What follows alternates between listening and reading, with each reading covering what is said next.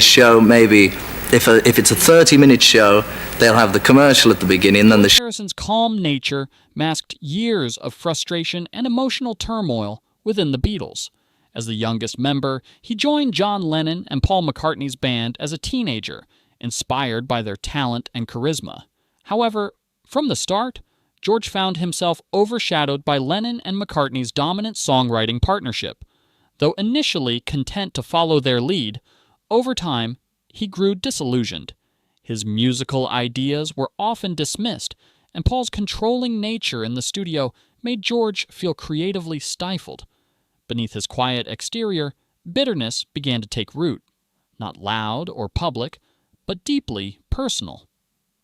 Creative tensions and the breaking point.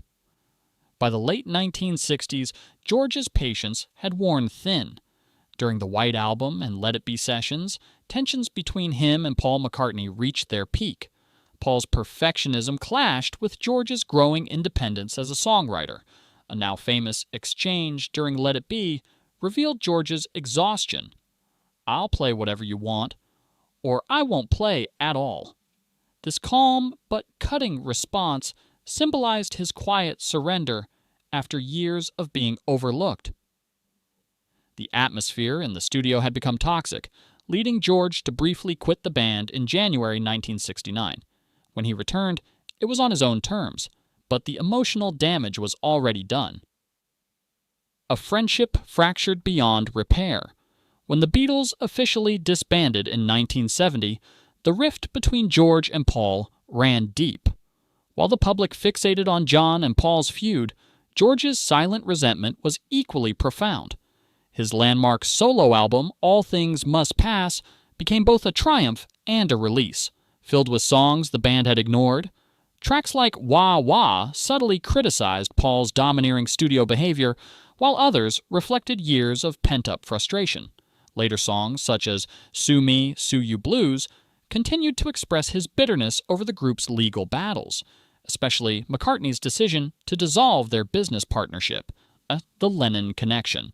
Admiration and distance. George's complicated emotions extended to John Lennon as well.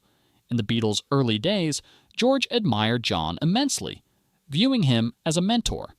But as Lennon grew distant and cynical, especially after meeting Yoko Ono, George felt emotionally abandoned.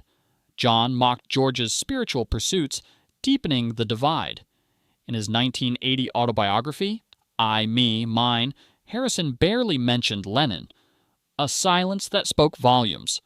When Lennon was murdered, George mourned privately through his song All Those Years Ago, balancing tribute with unresolved hurt. Though he later softened his tone, the wound of feeling dismissed by someone he once idolized never fully healed.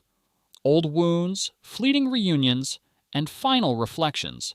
In the 1990s, George, Paul, and Ringo briefly reunited for the Beatles' anthology project. To fans, it seemed like closure, but behind the scenes, familiar tensions resurfaced. George found Paul's old habits, his leadership and need for control, unchanged. It was like going back to school, George quipped. Though Paul later admitted they still annoyed each other, both managed to coexist for the sake of legacy. When George fell ill with cancer in the late 1990s, Paul visited him in his final days. A legacy of love, pain, and quiet forgiveness. George Harrison passed away in November 2001, leaving behind a legacy of spiritual depth, honesty, and timeless music. His final words, "Love one another," reflected the peace he had long sought but struggled to find within the Beatles. Despite public appearances of reconciliation, the emotional distance between him and Paul never fully disappeared. George's quiet strength, humility, and artistry made him the soul of the group, the Beatle who searched for truth beyond fame. In the end, forgiveness between George and Paul may have come in silence, not through words, but through the music and love they once shared.